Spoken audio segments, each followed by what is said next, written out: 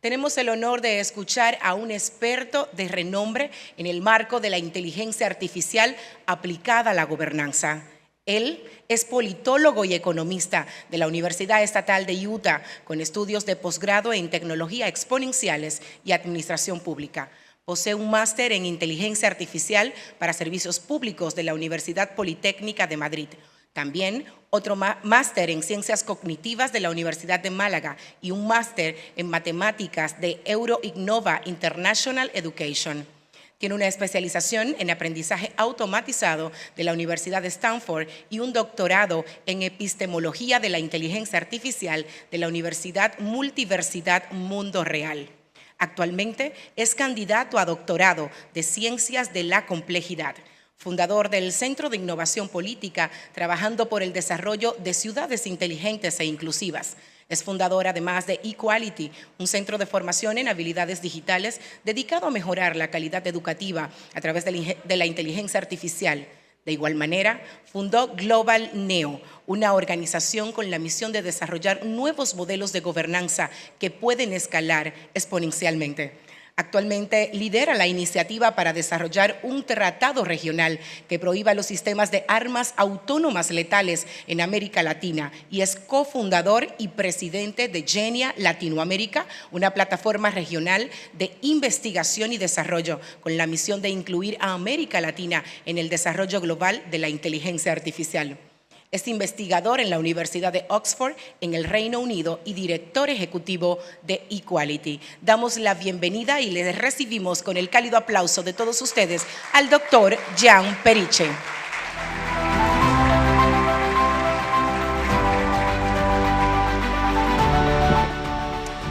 Bueno, buenos días, muchísimas gracias. Yo me siento agradecido y honrado por las palabras de doña Milagros Ortiz Bosch. Quiero primero darle la bienvenida a todos los no dominicanos a nuestra isla y también a todos los dominicanos, obviamente, que tuvieron que pasar por el tapón para llegar aquí. Aquí en Dominicana le decimos tapón al tráfico, que yo creo que ya los que tuvieron que coger calle para llegar se dieron cuenta. Como dijeron, yo soy dominicano, pero vivo en Reino Unido, soy investigador en la Universidad de Oxford, y cuando me llaman para invitarme a esta actividad, no lo pensé dos veces para venir para acá. Número uno, porque quien lo está organizando, doña Milagros Ortiz Bosch, es una leyenda en la política dominicana, no solamente porque fue la primera vicepresidenta mujer, sino sobre todo porque siempre está del lado bueno de la historia. Siempre. Entonces ahí le pido también un aplauso. Y no solamente porque lo está organizando doña Milagros, sino porque cuando me dijeron el tema, a mí me pareció muy interesante el título de este seminario, Inteligencia Artificial y Transparencia, pero Nuevas Fronteras en el Derecho de Acceso a la Información Pública. Y la investigación que yo estoy trabajando en la Universidad de Oxford va muy de la mano, sobre todo con el aspecto de nuevas fronteras, porque como dijeron, mi especialidad es sobre todo la epistemología de la inteligencia artificial. Hoy aquí me acompaña mi hermana, que estábamos hablando de lo que yo iba a hablar, y ella me dijo, Jan, pero ¿y qué es la epistemología?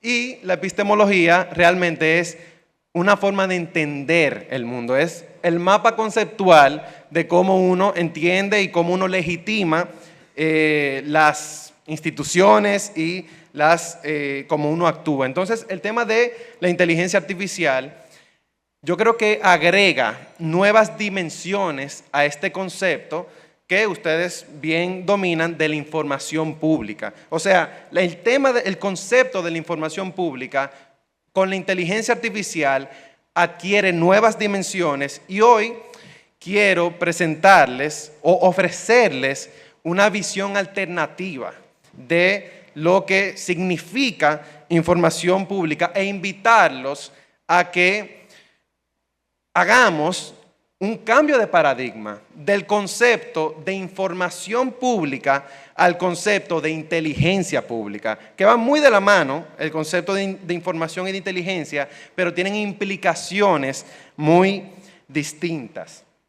El mundo actual es complejo y cuando hablamos de complejidad, sobre todo hablamos de incertidumbre. Hoy en día, como ya sabemos todo lo que tenemos redes sociales, la gente confía cada día menos en las instituciones, cada día hay más polarización por temas ideológicos, entre izquierda, derecha, por temas sociales, como el tema de la identidad de género, por temas migratorios. O sea, cada vez el mundo se siente más polarizado. En medio de todo esto tenemos una crisis climática que cada día se acentúa y como el cherry on the top, estamos viviendo en medio de una disrupción tecnológica global que le llamamos la cuarta revolución industrial. Y no sé si ustedes lo sienten también, pero se siente, por lo menos yo siento, que vivimos un mundo lleno de tecnología, con cada vez más innovaciones, más aplicaciones, más servicios, pero realmente no hemos sabido qué hacer con tanta tecnología. O sea, ¿qué hacemos con todo esto de la inteligencia artificial? Pero más que qué hacer, donde yo veo, lo que siento es que cómo nosotros entendemos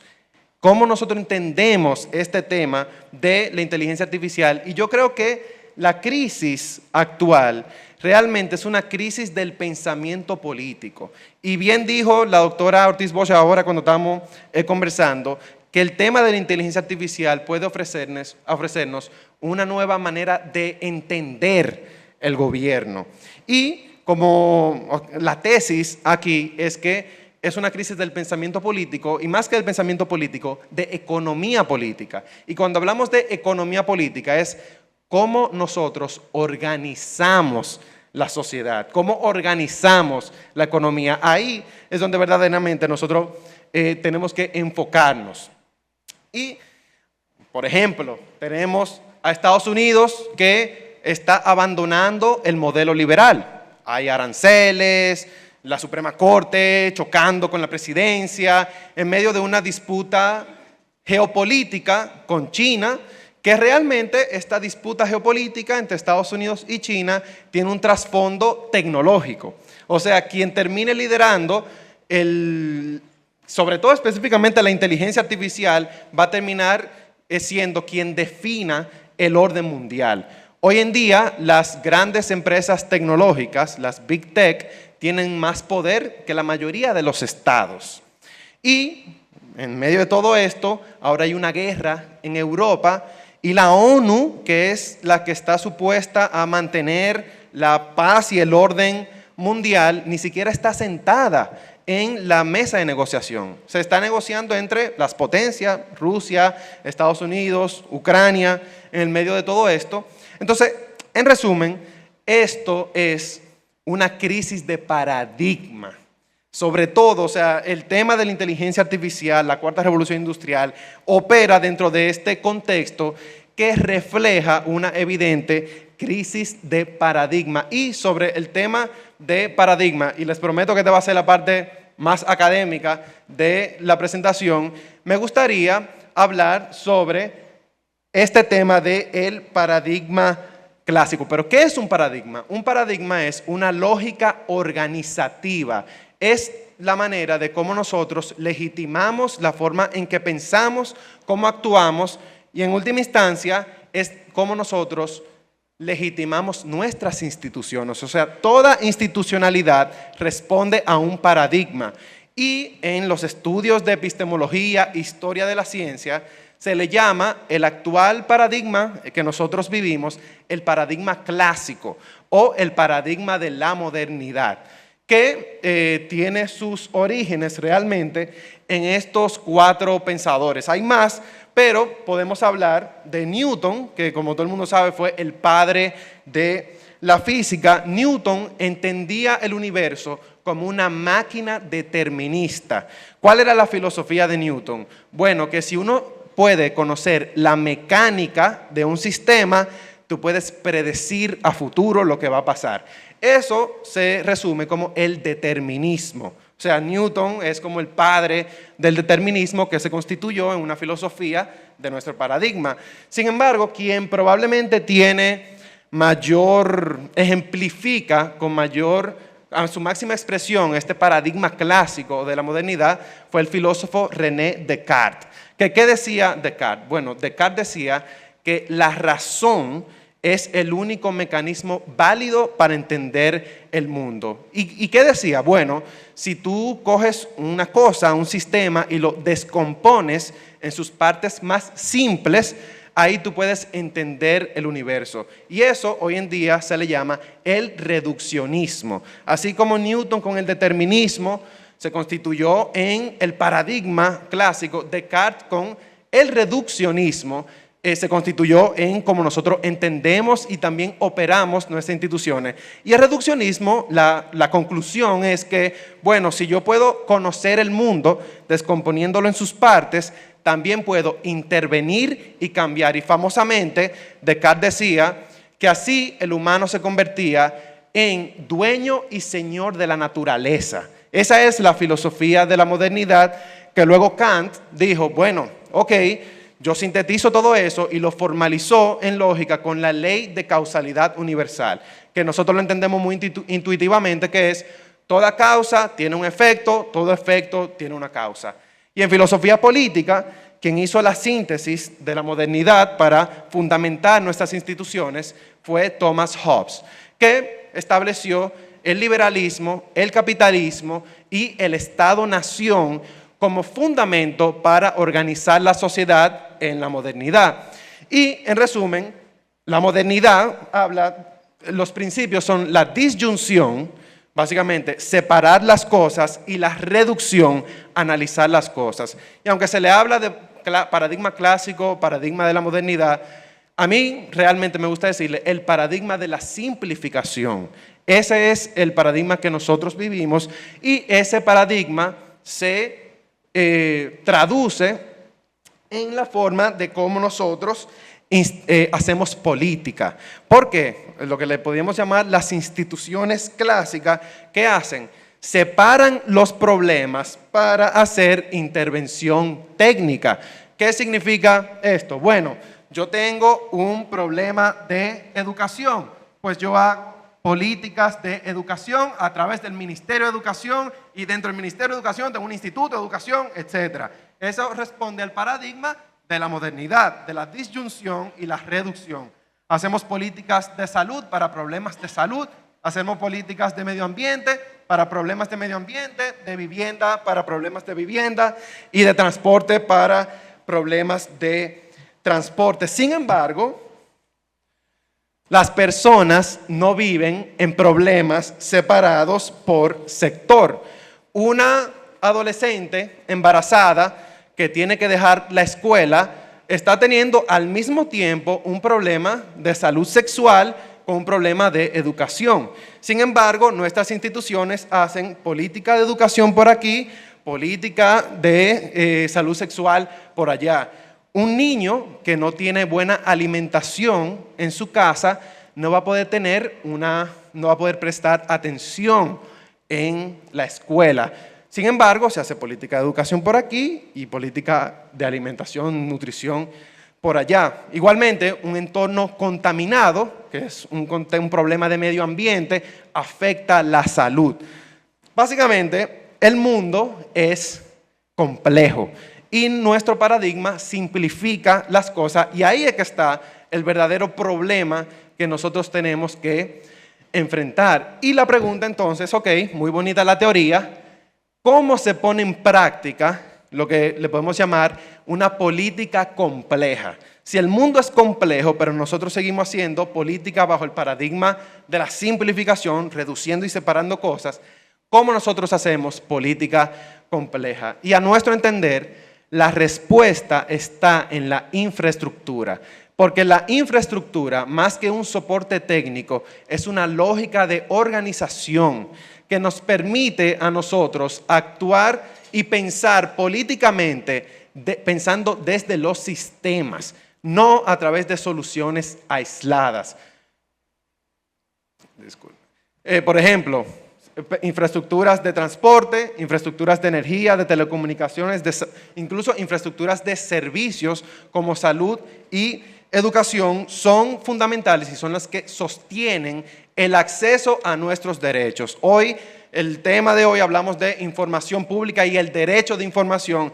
Todos los derechos al final tienen un andamiaje que son sostenidos por algún tipo de infraestructura y fundamentalmente las infraestructuras son las que garantizan el crecimiento económico, la calidad de vida y ofrecen acceso a nuevas libertades. Y la premisa aquí es que los grandes cambios en la historia de nuestra especie han sido sobre todo transformaciones de infraestructura. Y esas transformaciones de infraestructura han sido habilitadas por tecnologías de propósito general. ¿Qué son tecnologías de propósito general? O General Purpose Technology, son tecnologías que modifican o reorganizan la forma de producir en la sociedad. Y si nos podemos ver en términos estadísticos, a través de toda la historia de la humanidad, de la especie, teníamos reinos, imperios, y en Grecia se hablaba de democracia, religiones, monoteísmo. Sin embargo, a través de la historia, el mundo no cambiaba. Teníamos todas esas grandes ideas y reinos políticos, etcétera, pero en términos de, bueno, no se ve ahí, eso está midiendo el desarrollo humano, que tiene muchas variables, etcétera, pero fue solamente cuando el humano inventó la máquina a vapor. Pero ¿por qué la máquina a vapor fue que de repente todo se empezó a explotar exponencialmente? O sea, si usted nació hace 500 años, su vida muy probablemente era muy parecida a la vida de sus padres, de sus abuelos, y muy probablemente la vida de sus hijos iba a ser muy parecida a la suya. Sin embargo, todo empezó a cambiar, o sea, el cambio se aceleró cuando nosotros efectivamente pudimos extrapolar nuestro poder muscular a la máquina, que eso empezó el proceso de mecanización y creó nuevas formas de organizar el trabajo. Por eso hablamos ahorita de economía política. Entonces, hoy en día estamos viviendo una transformación de magnitud similar a lo que fue la revolución industrial con la máquina a vapor, que es precisamente con el desarrollo de la inteligencia artificial. Así como, y la mejor manera como nosotros debemos de entender la inteligencia artificial es, en mi opinión, así como la máquina a vapor, el humano le dotó de nuestras capacidades musculares, a la inteligencia artificial le estamos dotando de nuestras capacidades cognitivas. ¿Qué son capacidades cognitivas que hoy en día tiene la máquina? Memoria, lenguaje, visión, todas esas son capacidades previamente que eran exclusivas del ser humano, que hoy se lo estamos dotando a la máquina. Y por eso el término de inteligencia artificial es básicamente máquinas con capacidades cognitivas. Y dentro de, quizás muchos de ustedes habrán escuchado, porque dentro del mundo policy, de política, los sectores multilaterales, hoy en día se está hablando de infraestructura pública digital o los DPI, que ahora mismo se encuentra a la vanguardia en la discusión del mundo político, que es el nuevo marco de desarrollo digital del Estado. Se habla de interoperabilidad, se habla de transparencia, de inclusión. El Banco Mundial recientemente publicó uno de los estudios más detallados sobre los DPI. El PNUD también ha sido quien ha estado liderando esta conversación. El BID también ya está entrando en los DPIs y en general en el sistema multilateral ya se está hablando de infraestructura pública digital, que en mi opinión hace un muy buen trabajo porque ya la transformación digital no se está viendo de manera aislada y por eso se habla de infraestructura digital porque se está haciendo de manera sistémica. Sin embargo, el problema, yo me he dado cuenta de que esta literatura, hasta ahora son literaturas, en una ciencia que se está desarrollando, no han sabido cómo integrar la inteligencia artificial a las infraestructuras públicos digitales, porque cuando se habla de infraestructura público digital se habla de identidad digital, se habla de pagos digitales, etcétera, pero no han podido todavía concretizar cómo nosotros integramos inteligencia artificial a la infraestructura pública. Y en términos ya como infraestructura, la inteligencia artificial la tenemos que empezar a ver como la nueva electricidad. Así como la primera revolución industrial fue la máquina a vapor que lideró esto, la segunda revolución industrial fue liderada por la electricidad, la tercera revolución industrial por el Internet y hoy la cuarta revolución industrial está siendo liderada por la inteligencia artificial. Básicamente tenemos que empezar a ver y a entender la inteligencia artificial como una infraestructura pública, así como la electricidad, así como el agua, así como todas las infraestructuras que nosotros hemos mencionado en esta conversación. En términos del impacto económico de la inteligencia artificial, está proyectada que para el año 2030 agrega un 16% al PIB mundial para el año 2030. Eso equivale a 15.7 millones de dólares. Eso en inglés es trillion, en español es billones, porque siempre hay una confusión, pero son millones de dólares, de los cuales 500.000 millones de dólares va a ser generado en América Latina.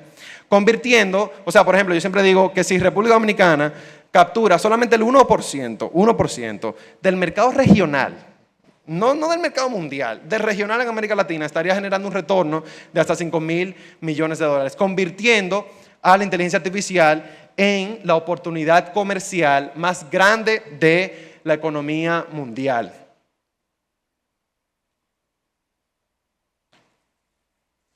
Bueno, si le pueden dar al próximo, por favor. Okay. Bueno, y eso pues nos está llevando a un punto donde hoy en día se habla de la singularidad tecnológica. La singularidad viene de un término de la física, la singularidad pelá, cuando se habla de que una partícula cruza un hoyo negro, que en términos matemáticos se rompe el tiempo y el espacio. Y ustedes saben que el tiempo-espacio es lo que crea la realidad.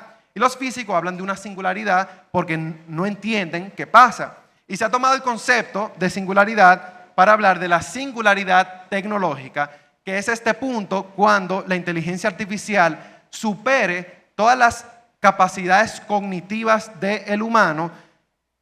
Se habla primero de una inteligencia artificial general, pero ya cuando hay una inteligencia artificial general, esa misma inteligencia artificial puede mejorarse a ella misma y la nueva versión mejorarse a ella misma en un bucle exponencial hacia la singularidad. Y si ustedes se ponen a ver en términos históricos, el intelecto, la capacidad intelectual del humano ha sido sobre todo horizontal.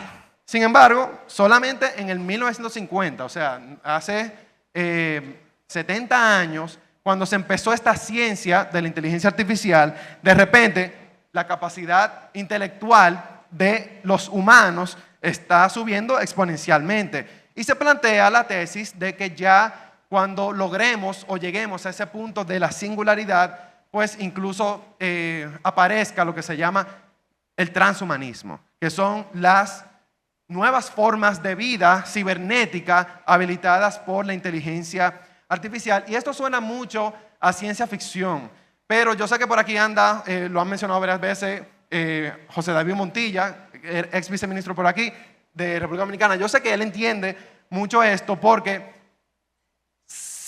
suena esto como si es muy a futuro, pero los que van, y por eso hablo de Montilla, porque yo sé que él lleva mucho tiempo en esto, los que van siguiendo esto desde hace tiempo saben, desde la ley de Moore, que medía el desarrollo exponencial de la información, no estamos tan lejos de lograr la inteligencia artificial general. Incluso ahí en Silicon Valley, la tesis que más se comparte y se discute ahora mismo es que no la singularidad, sino la inteligencia artificial general, que es el primer paso, se habla hasta de 2027. Hasta el 2027 podemos tener máquinas con capacidades cognitivas similar a los del ser humano. Y aquí la pregunta sería, ok, y entonces, ¿qué pasa con los estados que no están y no estamos preparados para este mundo? Porque ¿qué significa cuando ya la máquina pueda hacer toda tarea cognitiva que el ser humano hace? Eso implica una disrupción radical en la forma de vida del humano, en la forma que trabajamos, en la forma que interactuamos. Yo conozco gente que llora con ChatGPT. Yo conozco gente que habla de ChatGPT como si fuera su terapeuta y le habla y lloran. Estamos ya entrando en ese mundo y entonces aquí la pregunta sería, ahí entra la crítica política a la inteligencia artificial. ¿Por qué? Porque la inteligencia es poder y lamentablemente si nosotros ahora mismo continuamos en el camino actual, la trayectoria actual, esta próxima generación de infraestructura, porque recuerden que la inteligencia artificial es una infraestructura, así como fue la electricidad, no estará en función al beneficio público. ¿Por qué? Porque la inteligencia artificial ahora mismo está controlada por un grupo muy pequeño de empresas tecnológicas. Y eso evidentemente es un reto político que nosotros tenemos como sociedad. La inteligencia artificial está encaminada a convertirse como infraestructura en una parte fundamental de las transacciones y de los sistemas de vida de las empresas, de los gobiernos. Sin embargo, la inteligencia artificial hoy en día está controlada por un pequeño grupo de empresas. Y por eso se habla sobre la inteligencia artificial y la gobernanza. Hay una relación un poco compleja que a mí me gusta hablar de esta relación en 3 dimensiones fundamentales. Una gobernanza de la inteligencia artificial, que es sobre todo cómo nosotros regulamos la inteligencia artificial, ética de la inteligencia artificial, eso es esta dimensión de aquí abajo, gobernanza de la inteligencia artificial. Sin embargo, ya los gobiernos se están empezando a preguntar, ok, muy bonito la ética de la inteligencia artificial, pero ¿cómo nosotros la implementamos? Y ahí entramos en la dimensión de la gobernanza con inteligencia artificial, que es cómo nosotros utilizamos la inteligencia artificial para lograr los objetivos de la gobernanza en educación, salud, etc. Y ya quizás el santo grial de todo esto sería la gobernanza por la inteligencia artificial, que son los sistemas autónomos que tomen decisiones dentro de nuestras organizaciones y eventualmente dentro de los estados. Ahora mismo, la gran mayoría de la discusión mundial sobre la gobernanza de la inteligencia artificial está reducida a la gobernanza de la inteligencia artificial. Las recomendaciones de UNESCO, la ley del AI Act de la Unión Europea, ok, cómo nosotros gobernamos la inteligencia artificial. Sin embargo, allá en la Universidad de Oxford hay un grupo de tecnólogos, académicos y activistas políticos que hemos estado trabajando en una idea para ofrecer una visión alternativa a el desarrollo de inteligencia artificial y es lo que le llamamos Public AI o inteligencia artificial pública, que es entender la inteligencia artificial como una infraestructura pública. Mucho se habla de Responsible AI o IA responsable, Open Source, IA, inteligencia artificial de código abierto, inteligencia artificial ética, pero a nuestro entender, inteligencia artificial pública especifica características específicas, valga la redundancia, que esos términos como inteligencia artificial responsable no cubren, porque en principio intenta garantizar el acceso a la inteligencia como un derecho. ¿Por qué? Porque la inteligencia, definida como la capacidad de solucionar problemas, y sobre todo la inteligencia artificial, hoy en día tiene capacidades que son fundamentales para la vida pública. Ya hay personas que no envían un email sino a través de una inteligencia artificial, aunque puede decir, sí, ok, nos vemos el lunes, copy, mira, respóndele. La gente ya, la inteligencia artificial es una infraestructura crítica para la sociedad y debe estar disponible para todos, así como la electricidad y el agua debe reflejar los valores de la sociedad, no solo del mercado. Y por eso hablamos de inteligencia pública, una connotación distinta a la inteligencia artificial responsable, ética, una inteligencia pública. Debe crear bienes públicos permanentes. ¿Qué sería un bien público permanente? Una inteligencia artificial para educar a las personas, una inteligencia artificial para ofrecer asesoría legal a las personas, que un abogado le cuesta muy caro, una inteligencia artificial para ayudar a diagnosticar. Esos serían bienes públicos permanentes que la inteligencia artificial puede ofrecer a la ciudadanía y fundamentalmente debe construirse con propósito y desde lo público. Aquí el propósito público es fundamental Y aquí, hoy en la RTA, la invitación que yo le hago es que hagamos este cambio de paradigma de información pública a inteligencia pública. Y yo me atreví a hacer un poco de una comparación de cuáles son las diferencias entre la información pública y la visión de inteligencia pública. La información pública tiende a ser pasiva, la inteligencia pública es activa. ¿Qué quiere decir eso? Que la información pública es estática y la inteligencia pública es dinámica. La información pública te la dan en documentos, ya sea PDF o Excel, para los gastos, las compras. La inteligencia pública te la da en interfaz conversacional. O sea, tú puedes hablar con la información, entenderla mejor. La información pública es descriptiva, mientras que la inteligencia pública es prescriptiva y predictiva. Y fundamentalmente, la información pública es retrospectiva. Nosotros gastamos en esto, hicimos esto, nombraron a este gana este. La inteligencia pública es prospectiva, es decir, habla sobre el futuro, puede dialogar con el futuro. Entonces, ese es el cambio de paradigma que nosotros estamos proponiendo con el concepto de inteligencia pública, y mucho se habla del acceso a la información pública. Y aquí yo quiero invitarlos a que empecemos a hablar también del acceso a la inteligencia pública. ¿Por qué? Porque, como ya dijimos, hay capacidades, que es la inteligencia, que son fundamentales para la participación en la vida pública, que el acceso a la inteligencia debería ser de acceso universal para las personas. Y este acceso no es tan simple como hacer una inteligencia artificial con código abierto. Porque ¿quién aquí sabe entrar a GitHub, descargar un repositorio y correr la inteligencia artificial? Por eso también es una connotación diferente a inteligencia artificial de código abierto. Inteligencia artificial pública requiere eliminar barreras en el acceso. ¿Qué hace una persona que vive en un ambiente rural de muy avanzada edad con un código abierto? Nada. La inteligencia pública habla de eliminar barreras de acceso a esa persona a través, si puede ser que se comunique por voz, con la información, no necesariamente a través de código, etc. Igualmente, le estoy dando, ok. El tema de la transparencia y la participación ciudadana. Hoy en día, el paradigma en términos de la gobernanza de la inteligencia artificial busca o se ha centrado en regular la inteligencia artificial y exigir transparencia a actores privados.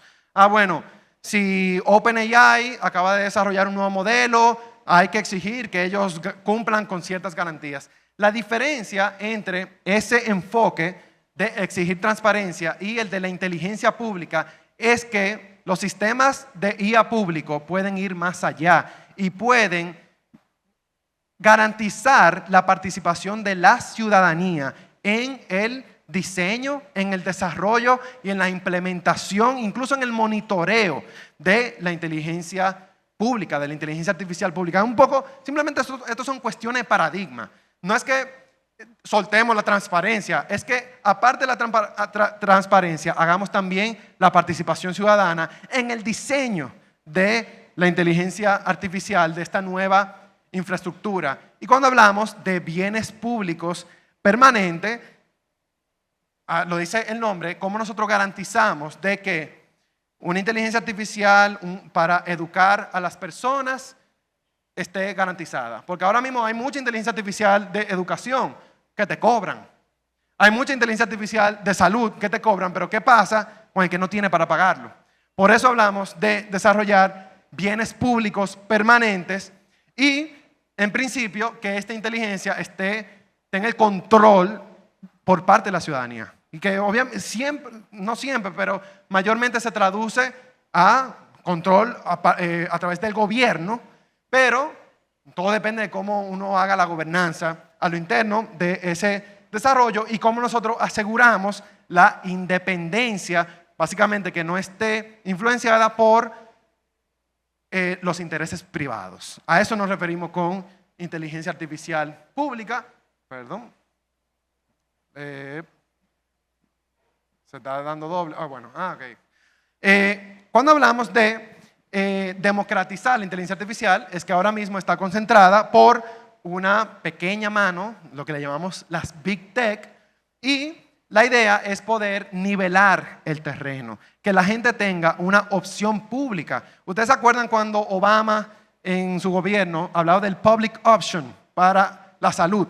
Él decía, bueno, hay que darle una alternativa pública al sector salud por el tema de las aseguradoras. Es ese mismo concepto, darle una opción pública de las capacidades de inteligencia a los ciudadanos. Porque hay muchas veces que estas alternativas privadas ni siquiera son asequibles para las mayorías de los ciudadanos. Y esto no es teoría, señores.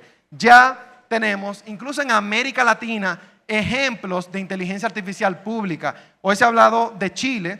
El Centro Nacional de Inteligencia Artificial, el CENIA, está desarrollando lo que le llaman LATAM GPT, que es un modelo de lenguaje autóctono de Latinoamérica, entrenado con datos latinoamericanos y con desarrolladores latinoamericanos. O sea, ya la inteligencia artificial pública, ya tenemos ejemplos. Yo creo que ahí Chile tuvo un liderazgo importante. Acaban de firmar la ministra Chavarría un acuerdo con el gobierno de Brasil, básicamente que ya en América Latina se está desarrollando inteligencia artificial desde lo público. Y esa es la idea, es hacia ahí que nosotros tenemos que caminar. Cuando hablamos de datos públicos, ahora mismo el paradigma es, bueno, ofrecer un portal de transparencia sobre lo que está haciendo el gobierno.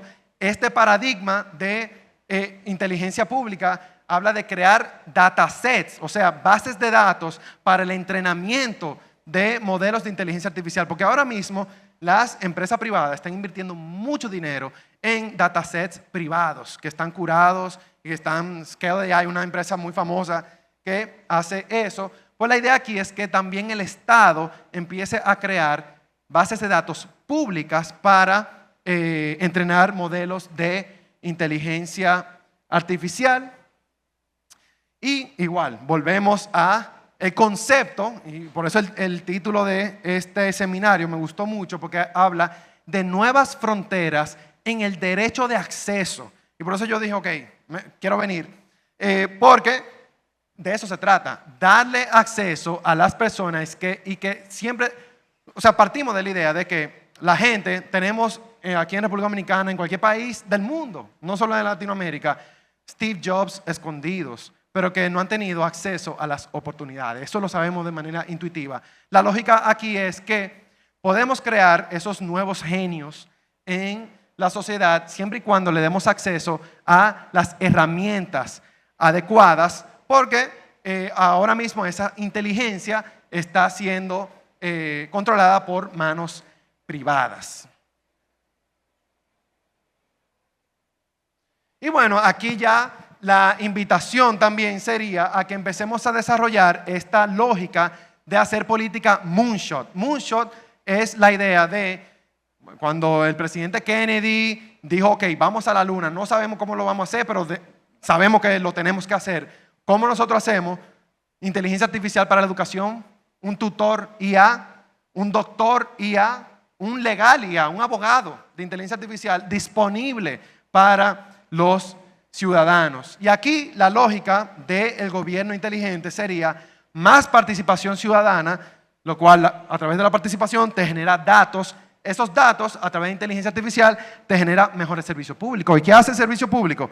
Te genera más participación ciudadana, creando así un círculo virtuoso del gobierno inteligente. Y aquí en República Dominicana, y aquí otra vez quiero darle mención a Montilla, porque esto lo empezamos cuando Montilla estaba en Palacio. Estamos desarrollando un sistema de inteligencia artificial que se llama Taína, que es un sistema de inteligencia artificial para anticipar las necesidades ciudadanas y personalizar los servicios públicos. Nosotros llevamos ya varios meses desarrollando este modelo. La funcionalidad de Taína entiende el lenguaje natural, ya sea a través de voz y texto, ya eso lo tenemos desarrollado, guía a los ciudadanos en los trámites y los servicios. Todavía no lo hemos lanzado, estamos trabajando con una universidad en Unicaribe para hacer la prueba de usuario.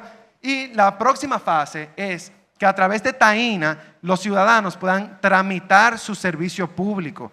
Que si yo tengo que renovar mi licencia, etcétera, yo a través de mi celular, incluso a través de voz, pueda hacer esa solicitud, esa gestión, y obviamente la omnicanalidad que funciona a través de WhatsApp, etcétera. Y más que open source, es pública, es una inteligencia artificial pública. No fue que yo vine aquí a venderle mi propiedad intelectual y que el gobierno me la tenga que comprar. Esto es una inteligencia artificial de los ciudadanos.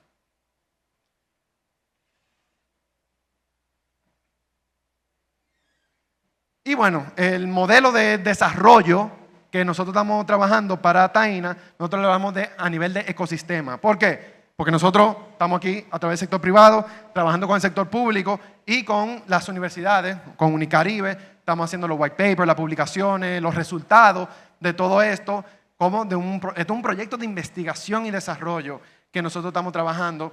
Y la razón por la cual yo me fui a Oxford fue precisamente para desarrollar un modelo de cómo nosotros escalamos esto de inteligencia artificial pública desarrollada a través de ecosistemas. Esa es la pregunta, eso es lo que a mí verdaderamente me compete y lo que yo hago. Y ahí pues estamos desarrollando NEO, que es un modelo regional de inteligencia artificial pública que vamos a publicar en las próximas semanas con el Instituto de Ética de Inteligencia Artificial de la Universidad de Oxford, que es básicamente una plataforma regional para desplegar agentes de inteligencia artificial en el sector público.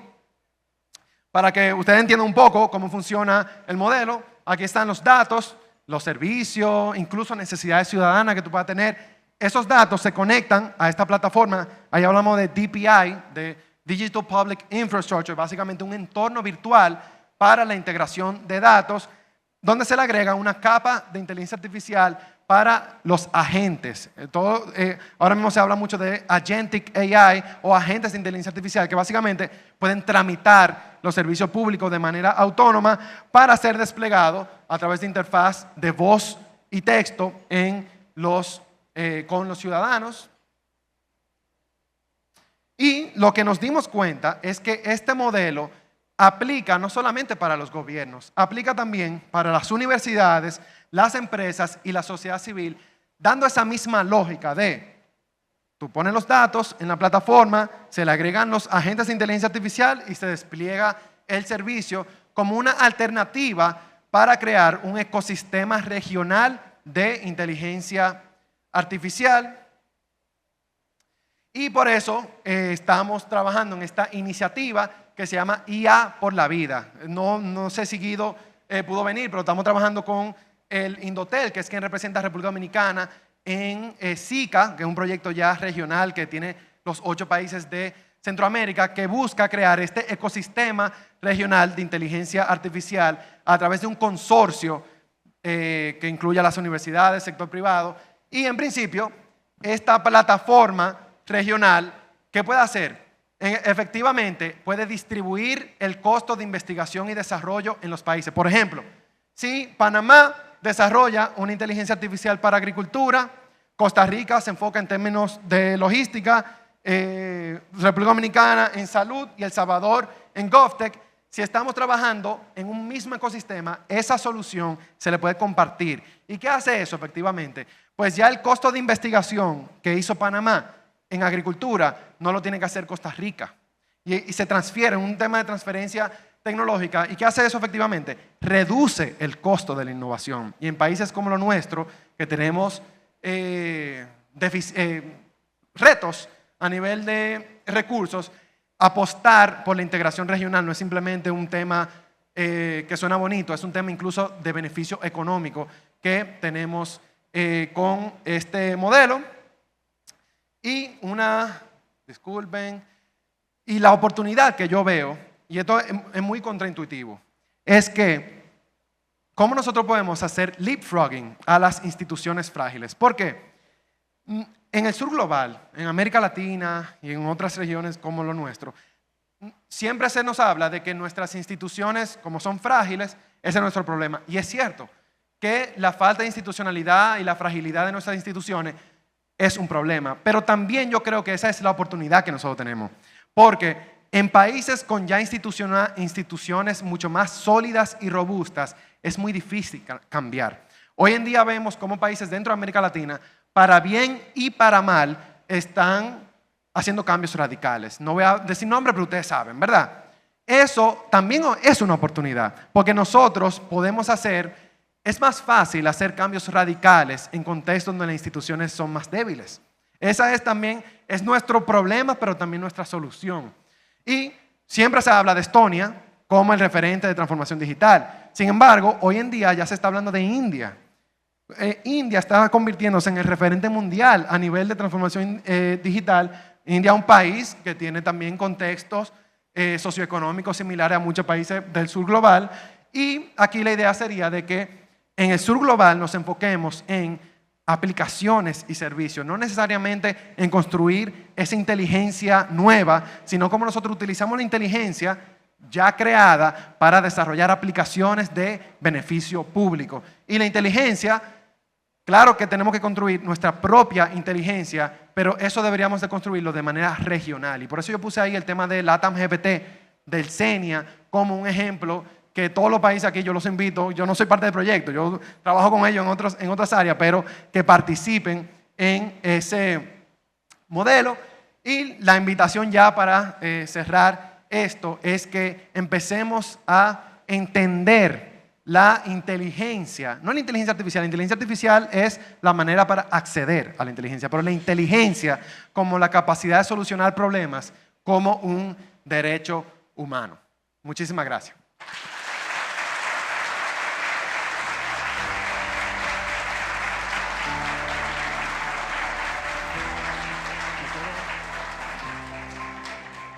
Tenemos preguntas ahora. No veo. Entonces ahora hay una sección de preguntas y respuestas. Pero no veo a nadie, así que me tienen que.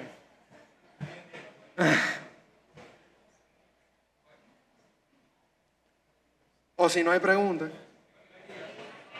Ah, sí, hay una pregunta. Sí, ya, claro.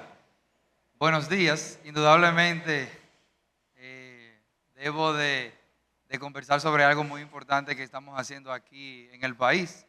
Como todos sabemos, bueno, mi nombre es Aneudi Leiva, represento al Ministerio de Industria, Comercio y MIPYMES. Desde el Ministerio y en conjunto con la Dirección General de Ética, hemos asumido un compromiso de gobierno abierto para el 6º Plan de Gobierno Abierto, que se está desarrollando 2024-2028. Y el compromiso número 1 es una herramienta de IA para acceso a la información. Y me llama poderosamente la atención toda la charla, ¿verdad? Todo el conversatorio, porque ha sido extremadamente interesante.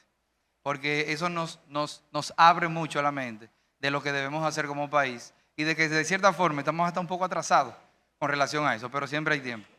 Nosotros estamos desarrollando lo que es, entre paréntesis, un chat GPT para acceso a la información. Vamos a tener una herramienta del sector público para que toda la ciudadanía pueda acceder a información al instante con inteligencia artificial. El papel de las instituciones va a ser llenar la base de datos con informaciones en formatos abiertos, todas las informaciones que generamos, y ahí la inteligencia artificial podrá, pues, con esa inteligencia, predecir el futuro y tomar decisiones con relación a las informaciones que se tienen. Mencionaba yo al director de compras y contrataciones, qué interesante sería que nosotros, y es lo que se va a desarrollar, y ahí termino para hacer la pregunta, qué interesante sería, nosotros como ministerio tenemos información pública sobre las empresas, pero tenemos también a la DGI con información de las empresas, tenemos a la ONE que genera también estadísticas de las empresas y hasta el Banco Central tiene información sobre las empresas. Qué interesante sería que toda esa información esté en una misma base de datos de inteligencia artificial y que cuando el ciudadano haga una pregunta, la información que reciba sea una información analizada, todas esas informaciones para dar una respuesta correcta a sus inquietudes. Esto, entiendo muy bien, y así lo han entendido de la Dirección General de Ética, revolucionaría el acceso a la información. Y mi pregunta es, usted como experto internacional en el tema investigador, ¿Cómo podemos sentarnos a que usted con su conocimiento pueda aportarnos en la dirección correcta y que esto no pueda desviarse del desarrollo de algo que sin duda alguna es un gran compromiso, es un gran desarrollo, tiene grandes retos por delante, pero que necesitamos anticiparnos a ellos para trabajar de la mano y que realmente podamos tener como resultado algo, como usted muy bien ha dicho, que pueda perdurar en el tiempo y que pueda ser del sector público en general. Muchas gracias. Bueno, muchísimas gracias. Yo estoy completamente alineado con tu visión, porque de eso es que se trata, de que el Estado y el sector público empiece a participar y no se quede desde afuera simplemente regulando, intentando de que los actores privados estén alineados con la sociedad, sino como desde lo público creamos inteligencia para lo público. Así que esa es la dirección correcta. En términos, o sea, a mí solamente hay que escribirme. Yo estos temas tengo mucha pasión por estos temas. Soy dominicano y vengo aquí casi, o sea, vengo casi mensual.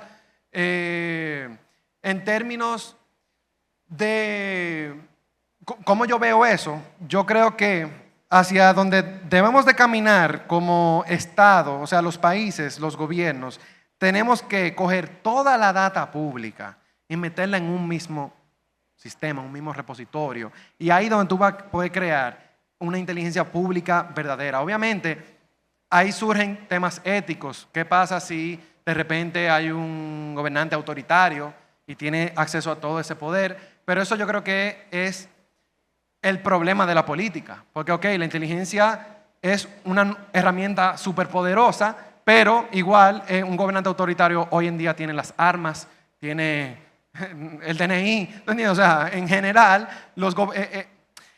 parar por eso sería parar la política. O sea, el gobierno, como se definió sociológicamente, es el monopolio de la violencia. Entonces, sí hay un tema ético, pero no por eso debemos de parar el desarrollo de la inteligencia pública.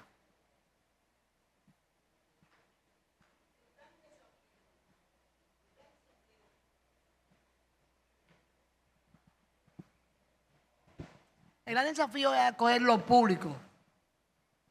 Y eso hay tiempos en que se puede hacer y tiempos que se dificulten. Las sociedades viven de proceso. El proceso en que una cosa surge, como esta maravillosa exposición que usted nos ha hecho, indica que lo que creemos en esta cosa, que es un derecho fundamental, que es un derecho para todos, que es un derecho para todos progresar, no para mantener núcleos enriquecedores que se han enriquecido con una cosa que tampoco no les pertenecía, porque es el dato de todos nosotros. El dato cuando pagamos un Uber, cuando vamos a una farmacia, cuando en cualquier circunstancia. Ahora, como yo decía un momentico, llegamos a los aeropuertos o en la calle de Tokio, nos van tomando los datos por la calle cuando vamos caminando. Entonces, el que se enriquece mucho, se enriquece por una cosa de inteligencia. Saber, no es que estamos en contra de la genialidad ni de la creación de cosas nuevas, sino en que un problema fundamental es que de esta charla, si no habíamos uno o dos, salgamos unos cuantos cientos convencidos de que impulsar esa transformación hacia lo público de la inteligencia digital es nuestro desafío. Es un compromiso duro, pero hay que asumirlo. Gracias. Muchísimas gracias. Y totalmente de acuerdo, totalmente de acuerdo. Al final es fortalecer la capacidad del sector público. Saludos. Buenos días. Junior Santo, alcalde de Los Alcarrizos. La verdad es que quiero felicitar por esta iniciativa, pero hago la siguiente pregunta. O más bien primero una reflexión. Casi siempre nosotros queremos resolver los problemas en el país completo. Pero en el 2009, en un congreso que yo participé en Argentina, se hablaba de lo local, que era resolver los problemas globales desde lo local. Como municipalista, en República Dominicana, yo digo, casi siempre los ministerios y los directores generales quieren resolver el país completo en pocos días. Sin embargo, nosotros planteamos, ¿por qué no pilotamos? ¿Por qué no tomamos como referencia municipios y alcaldías que estén en disposición de hacer esos cambios. Cuando nosotros vemos el problema del territorio, vemos que el problema de seguridad ciudadana no es lo mismo en un lugar que en otro. Pero, por ejemplo, el Ministerio de Interior quiere plantear una solución global a donde hay problemas individuales en lo local. Entonces, nosotros queremos plantear que desde la Liga Municipal Dominicana, desde la Federación y desde el Gobierno Central, podamos tomar algunos municipios que estemos en disposición de ser parte de este cambio. En nuestro caso, nos correspondió ser alcalde por 14 años, salimos por 4, volvimos ahora y vimos que muchas cosas cambiaron. Incluso el ciudadano cambió. Ya el ciudadano no se conforma con que le den información. Ellos quieren participar en la generación de esas informaciones. Ellos quieren tener información a tiempo. Entonces, nosotros que entramos en la reconstrucción de nuestras edificaciones o nuestra edificación, nos hemos preocupado por instalar todo un sistema integral para ver cómo esa edificación contribuye a un elemento simple, que toda la información esté en un servidor y que el ciudadano en menos de 5 minutos pueda tener todas las informaciones que quiera, ya sea a través de la tecnología o ya sea llegando al propio edificio. Pero nos encontramos con una barrera. La tecnología es cara, excesivamente cara, desde los consultores hasta un simple computador. En municipios donde, y lo voy a decir porque creo que puedo ser uno de los que más lo puede decir, me correspondió ser alcalde con 2 presidentes. Y ahora me corresponde ser alcalde con un 3er presidente. Y este es el presidente que más recursos directos le ha enviado a los gobiernos locales. Pero tengo que decirlo, no responde la mayoría de las veces a un plan del propio municipio, sino más bien hay oportunidad de aceras y contenes, hay oportunidad de asfalto, hay oportunidad de esto, y bueno, y todo el mundo pide. Entonces, este proyecto, o más bien esta plataforma, o estas ideas que ustedes están promoviendo, parte de una segmentación, que es el origen de cómo empezó su exposición. Dividir los problemas para buscar las soluciones. Entonces, nosotros queremos pedirle al gobierno central y a ustedes, como comisión, de que identifiquemos las alcaldías que estén en disposición y empecemos a pilotar. Y desde un referente que podamos servir de elemento de contagio para que otros alcaldes y otras alcaldías vean que la transparencia también da voto y que la transparencia también te hace más eficiente. Muchas gracias. Bueno, muchísimas gracias. Y estoy totalmente de acuerdo. Lo único que yo diría es que sí es caro, pero es mucho más caro no invertir en estos temas. Y por ejemplo, el tema de las inundaciones en Santo Domingo, ¿no? Inteligencia artificial. Las inundaciones, solucionar el tema de todas estas inundaciones es muy caro. Pero cada noviembre, cuando se llena Santo Domingo y se dañan todos esos carros y se pierden millones, termina siendo más caro. Entonces termina siendo más caro también quedarnos en infraestructura análoga, incluso digital, sin infraestructura inteligente. Hacer esa transición va a terminar siendo una inversión más valiosa que no hacerlo. Sí es cara, pero es más cara no hacerlo. No entenderlo. Ah, sí. Sí.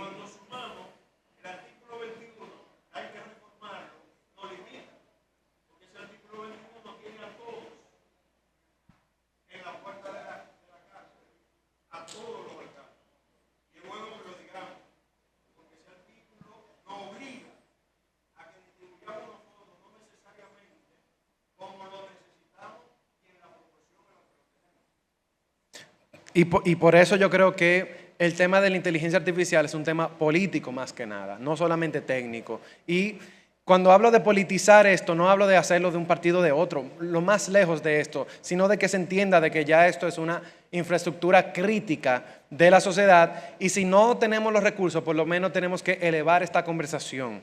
Y a eso nos referimos con hacer esto un tema político. Hola, muy buenas tardes. Guadalupe Ramírez, de México. Antes que nada, felicitarlo, excelente exposición. Soy una fiel creyente del acceso a las tecnologías, aunque muy retrógrada en algunas cosas o muy resistente. Creo que esto es muy importante, creo que hacia allá vamos todos. Me preocupa, platicaba precisamente con la directora de un tema. Creo que estos avances se tienen que ir de la mano con los mismos gobiernos. Una, leyes. Nosotros fuimos a un congreso, ¿no? Mis compañeras del Estado. Fuimos a un congreso en donde hablaban precisamente los que se dedican a toda esta cuestión de la tecnología y de la inteligencia artificial.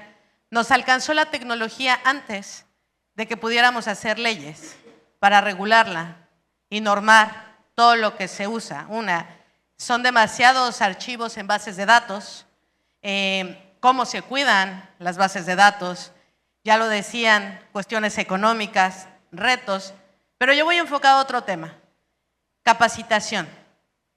¿Cómo llegamos a esos grupos vulnerables, que es la gente mayor, de la tercera edad, le decimos allá, tercera, cuarta, quinta edad, ya gente muy grande, que a veces no tienen este acceso a las tecnologías? Hablamos de un chat GPT, hablamos de digitalizar todo, y está muy bien, digo, porque al final de cuentas las nuevas generaciones hacia allá van, y todo lo tienen en un celular. Yo no sé la mayoría, pero creo que todos trabajamos ya con un celular. Me roban el celular y me muero porque me quedo sin trabajo. Pero, ¿cómo vamos a llegar a capacitar?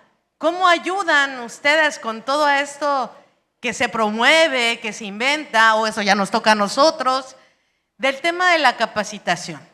Hay personas en verdad que no saben usar un teléfono. Hay personas en mi país que yo escuché el otro día cómo llegan al banco a pedir un estado de cuenta y le dicen, tienes que descargarlo. La gente no sabe, o sea, no conocen cómo es el tema.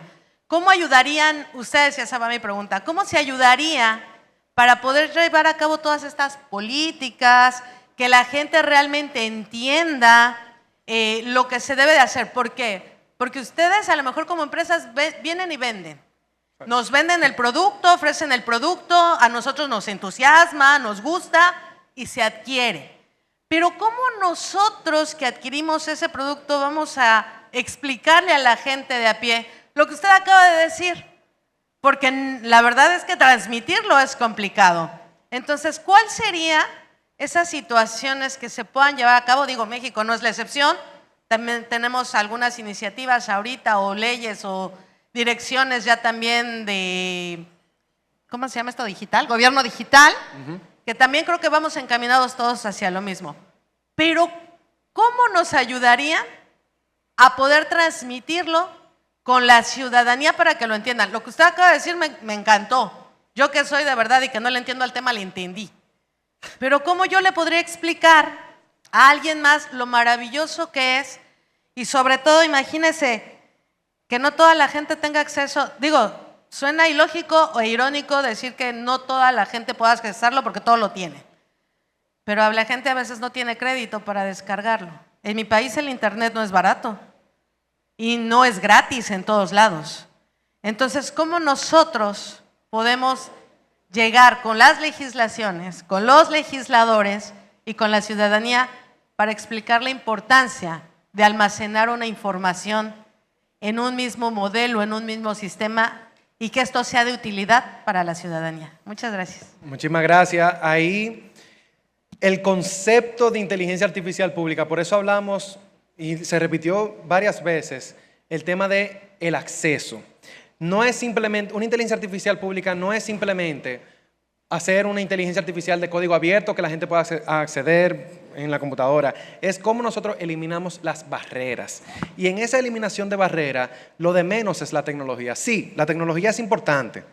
hacer interfaces que se entiendan, etcétera. Pero la legislación, la alfabetización digital como base, la alfabetización en materia de inteligencia artificial. Aquí en Dominicana estamos trabajando con el Indotel, el Instituto de Telecomunicaciones, en una academia de inteligencia artificial. Aquí está mi hermana, ahí sentada atrás de mí, que tenemos un centro de formación de inteligencia artificial, como intentar aportar a eso. Pero usted dio en el punto. No es simplemente desarrollarla y tenerla, es cómo nosotros eliminamos barreras. Y eso es multidimensional.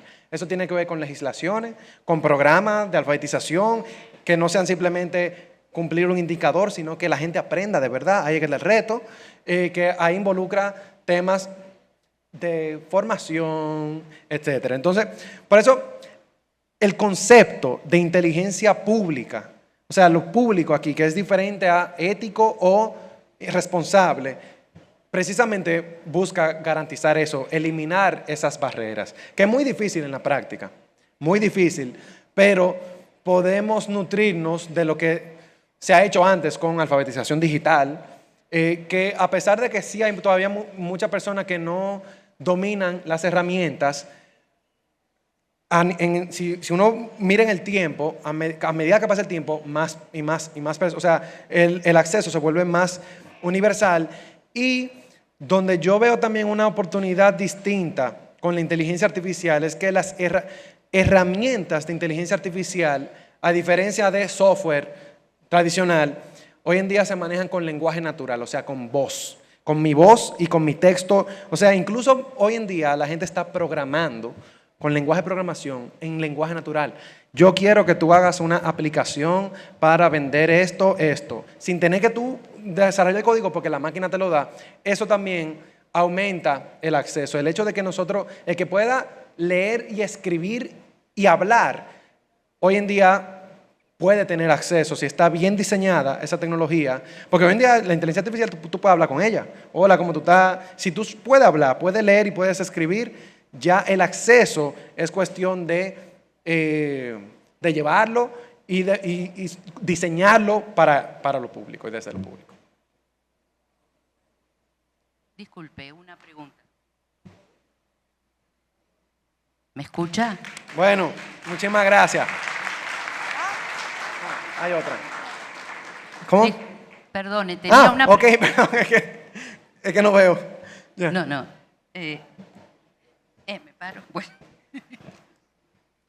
Mi nombre es Mariela Saitones, yo soy de Uruguay. Y la pregunta es la siguiente. Usted, en su excelente exposición, estableció una cantidad de áreas donde la inteligencia artificial actuaría, que sustituye cometidos que son estatales hoy, que la responsabilidad de la dirección la tiene el Estado. La inteligencia artificial puede ser una herramienta fantástica, pero como decía mi compañera mexicana, vivimos en América Latina, que es el continente más desigual. Tenemos millones y millones y millones de personas que no tienen acceso ni van a tener a Internet, ni se pueden reconvertir. Entonces, es una herramienta valiosa para los estados. Entiendo que lo que usted dijo de que el rol del Estado tiene que ser más activo es muy importante para la democratización de este esquema que no es muy democrático. Mi pregunta es, en todo su esquema, usted habló de la inteligencia artificial como derecho humano. Es fundamental asegurar la presencia de una administración pública presencial en sociedad con una administración pública o gobierno electrónico, porque sabemos que tenemos esas limitaciones en este continente. Entonces, mi pregunta es, en ese esquema que usted manejó, ¿existe también, o se puede afirmar, o le parece que es un disparate, afirmar que hay un derecho humano de cada persona a relacionarse con un humano y que eso tiene que estar en la base de la inteligencia artificial? ¿O no es así? Totalmente de acuerdo. Yo creo que el concepto de inteligencia pública, el término público aquí hace referencia al humano. O sea, lo público es lo humano, somos nosotros. Y por eso, ahí esto es casi un tema de activismo que yo estoy haciendo. O sea, es que empecemos a entender la inteligencia artificial desde lo público, no desde lo técnico, desde lo público. Y por eso, totalmente de acuerdo. Creo 100% sí, lo veo como un derecho.